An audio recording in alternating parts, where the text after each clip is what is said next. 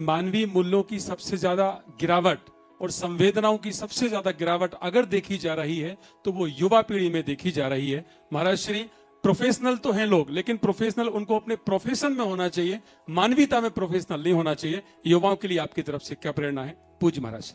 देखिए, जब भी ये कहा जाता है कि गिरावट युवाओं में हो, मुझे अच्छा नहीं लगता।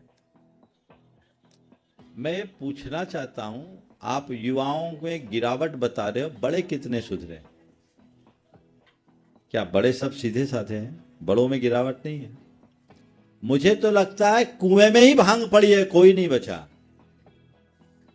ये आरोप की भाषा क्यों? लेकिन हां, युवा की हर क्रिया हमें दिखती, युवाओं से आशा और अपेक्षा कुछ ज्यादा है।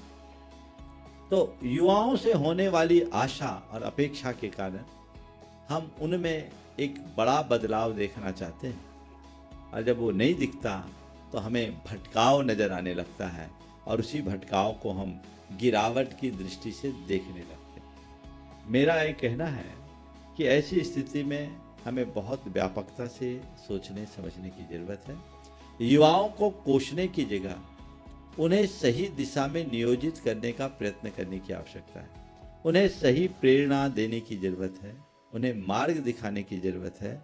मेरा मानना क्या, ये अनुभव है कि युवाओं को यदि सही दिशा बोध दे दिया जाए तो वो जितने अच्छे से अपना जीवन आगे बढ़ा सकते हैं, परंपरागत ढर्रे से जीने वाले बुजुर्गों को नहीं दिखती।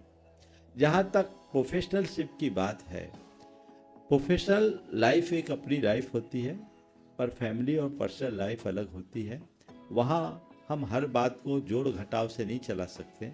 वहाँ तो हमें अपनी भावनाओं को पूरी तरह से महत्व देना पड़ता है। युवाओं को और सबको हम ऐसा कुछ बोध दें, दिशा बोध दें, जिससे वे अपने जीवन की वास्तविकता को समझ सके, और जीवन में हमारी भावनाओं का क्या मूल्य है और हमारा समग्र जीवन किन आधारों पर पल्लवित होता है। ये बात जब हम लोगों को समझाने में सफल होंगे तो चीज़ें हमारे अनुकूल होगी, और तभी हम कुछ अच्छा कर पाएंगे, बेहतर बना पाएंगे।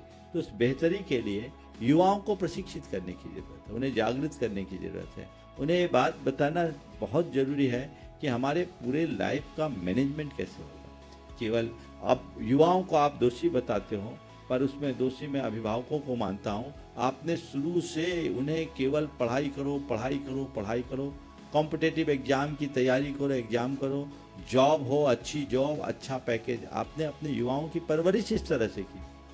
आपने अपने युवाओं में ये बात क्यों नहीं भरी कि इन सब के अलावा हमारे जीवन का सबसे पहला लक्ष्य होना चाहिए एक अच्छा नागरिक बनने का, एक अच्छा इंसान बनने का, अपने जीवन में मूल्यों को महत्व देने का। हमने कहाँ दिया?